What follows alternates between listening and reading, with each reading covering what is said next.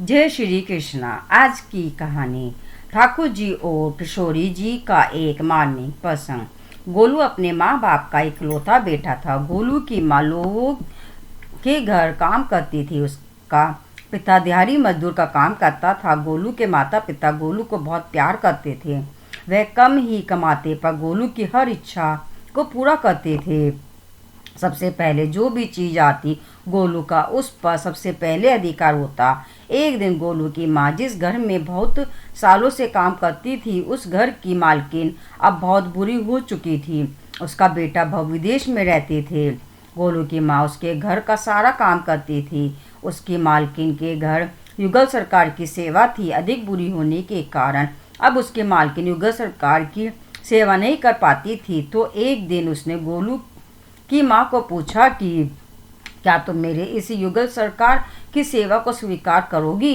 गोलू की माँ जो कि काफी सालों से उसके घर काम कर रही थी और वह अपनी मालकिन को युगल सरकार की सेवा करते हुए देखती थी तो उसकी माँ भी पूरी श्रद्धा युगल सरकार के प्रति थी। उसने जल्दी से बोला, हाँ माँ जी, क्यों नहीं। यह तो मेरा सौभाग्य होगा जो ठाकुर जी और किशोरी जी की सेवा मुझे प्राप्त होगी। मैं तो धन्य हो उठूंगी। मालकिन ने कहा कि सोच लो, इनकी सेवा बहुत कठिन है। इनको भोग लगाना, स्नान कराना, नए नए वस्त्र पहनाना, क्या तुम कर लोगी। उसने कहा, हाँ हाँ माँ जी, क्यों नहीं, मुझे स्वीकार है। आप मुझे सेवा दे सकते हैं। मालकिन ठाकुर जी और किशोरी जी को बहुत प्यार करती थी लेकिन वह उनकी सेवा न कर पाने के कारण लाचार थी। तो बड़ी मजबूरी में उसने बड़ी आंखों से किशोरी जी और ठाकुर जी को गोलू की माँ की झोली में डाल दिया और कहा, आज से इनकी सेवा तुम्हारा जिम्मा। यह मेरे घर का सबसे बड़ा खजाना है। आज से यह खजाना तुम्हारा हुआ। गोलू की माँ खुशी से झूमने लगी और घर आकर उसने एक साफ चौकी पर कपड़ा बिछाकर युगल सरकार को स्थापित कर क्या तभी बाहर से गोलू भागा भागा अंदर आया और माँ से पूछता है कि माँ, यह कौन है। क्या यह हमारे घर मेहमान आए हैं। और उसकी माँ बोली, बेटा यह मेहमान नहीं है, हमारे घर के मालिक हैं। यह हमारे ईश्वर हैं। आज से यह हमारे घर ही रहेंगे। गोलू हैरान होकर ठाकुर जी और किशोरी जी की और तिरछी नजरों से देखने लगा कि यह ईश्वर कैसे हो सकते हैं, यह घर के मालिक कैसे हो सकते हैं। वह बोला कुछ नहीं और चुपचाप अंदर चला गया। अब तो घर में जब भी कोई नई चीज बनती, चाहे हलवा हो, चाहे कचौरी हो, चाहे खीर हो, तो सबसे पहले ठाकुर जी और किशोरी जी को भोग लगता। पहले यह सब चीजें गोलू को सबसे पहले मिलती थी। अब ठाकुर जी को भोग लगता था तो गोलू बहुत चिढ़ता, माँ को कहता कि यह क्या बात हुई, यह तो अब थोड़े दिनों पहले ही आए हैं और आप इनका इतना ध्यान रखती हो। मैं जो कि तेरा बेटा हूँ, मुझे इनके बाद चीजें क्यों मिलती हैं। माँ हंसकर बोली, बेटा यह हमारे भगवान है, भगवान को भोग लगाकर ही हम खाते हैं। लेकिन गोलू को इन बातों से कोई मतलब नहीं था। वह तो अब युगल सरकार से चिढ़ने लगा। आते जाते उनको घर घूर कर जाता और मुंह में बड़बड़ करता जाता, जब से आए हैं तब से मुझे तो कोई पूछता ही नहीं है। तो ठाकुर जी की प्रतिमा और किशोरी जी की प्रतिमा मन मन मुस्कुराती रहती और गोलू और चिढ़ जाता कि यह मुझे चिढ़ाने के लिए हंस रहे हैं। एक दिन गोलू की माँ काम पर जाने लगी और गोलू को कहती है कि गोलू, यमुना जी से मटके में जल भर कर लाना, आज मैं थोड़ा देर से आऊंगी। गोलू कुछ ना बोला। जब वह पानी भरने के लिए जाने लगा तो जाते जाते किशोरी जी ठाकुर जी को कहता, खाने के लिए तो सबसे पहले तैयार रहते हो, लेकिन काम तो मुझे ही करना पड़ता है। काम करने के बावजूद भी मुझे तो आपके बाद में खाना मिलता है। अगर यहाँ रहना है तो काम करो। कहकर वह यमुना जी से जल भरने के लिए चल पड़ा। जब यमुना जी में जल भरने लगा तो तभी उसे आवाज आई, ला गोलू, घड़ा मुझे दो, मैं भर देता हूँ। तो गोलू ने इधर उधर देखा कि वहाँ कोई नहीं था। फिर वही आवाज आई तो गोलू ने देखा यमुना जी के अंदर ठाकुर जी और किशोरी जी विराजमान हैं और दोनों बाजू ऊपर उठाकर कह रहे हैं, ला गोलू, घड़ा हम भर देते हैं। गोलू उन दोनों को देखकर एकदम से हैरान हो गया तो बोला, नहीं नहीं, मैं अपने आप भर लूंगा। लेकिन ठाकुर जी ने उसके हाथ से घड़ा ले लिया और भरकर उसके पीछे पीछे घर ले आए। गोलू तो एकदम से हक्का बक्का हो गया था। उसको कुछ नहीं सूझ रहा था वह घर आकर चुपचाप एक कोने में बैठ गया और डर रहा था कि अगर माँ को पता लगा कि मैंने ठाकुर जी और किशोरी जी से काम करवाया है तो आज मेरी पक्की पिटाई होगी।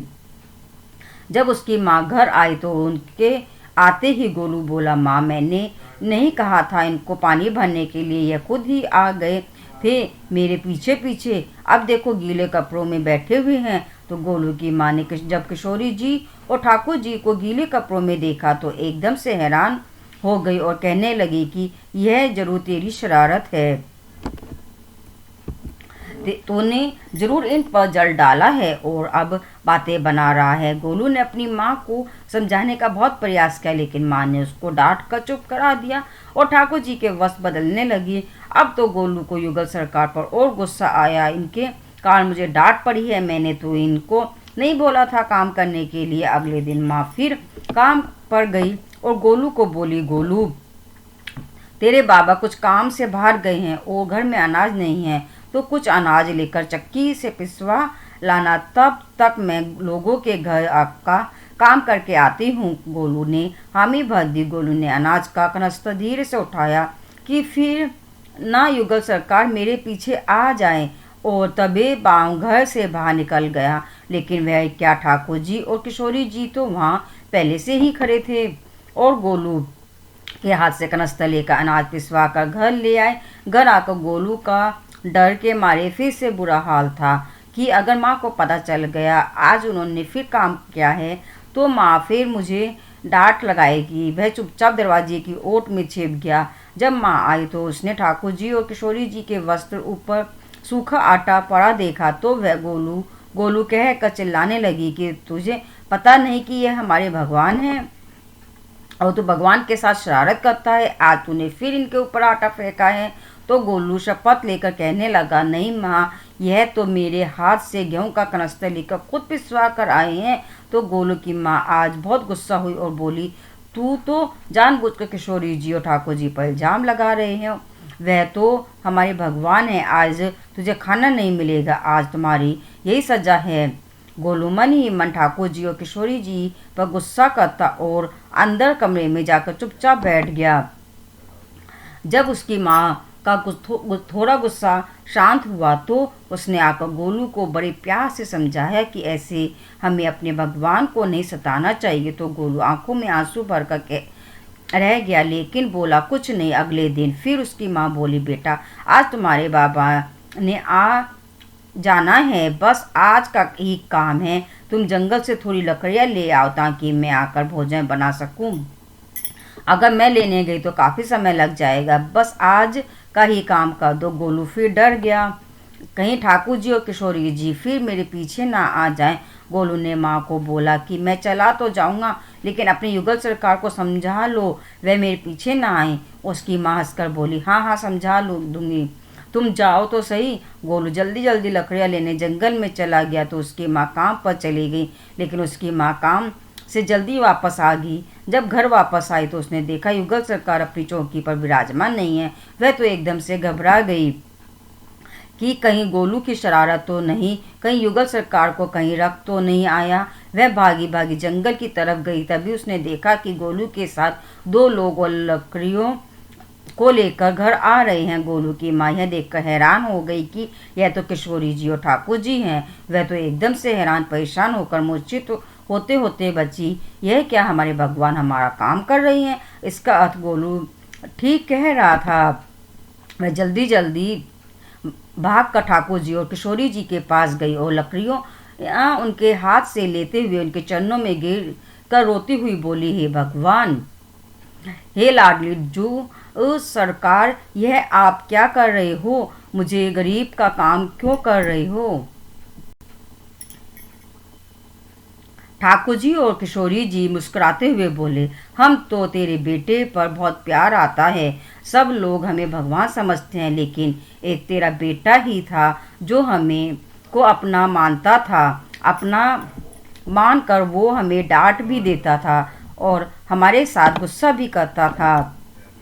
वह हमारे साथ ऐसा व्यवहार करता था कि जैसे हम उसकी अपनी हैं। शेष लोग तो हमें भगवान मानकर हमारी पूजा करते हैं और हमें जो एक बार अपना मान लेता है तो हम उसके मान के लिए उसके ही हो जाते हैं। तुम्हारा बेटा गोलू बहुत ही भोला है और उसके मन में कोई पाप नहीं है, इसीलिए हमें गोलू के साथ काम करने में कोई लज्जा नहीं। गोलू उनकी बातें सुन रहा था। वह आकर अपनी माँ के पास साथ बैठ गया और हाथ जोड़कर ठाकुर जी से प्रार्थना करने लगा। श्यामा श्यामा जू, मुझे नहीं पता था कि आप भगवान हो। मैंने भूलवश आपको कई बातें सुना दी।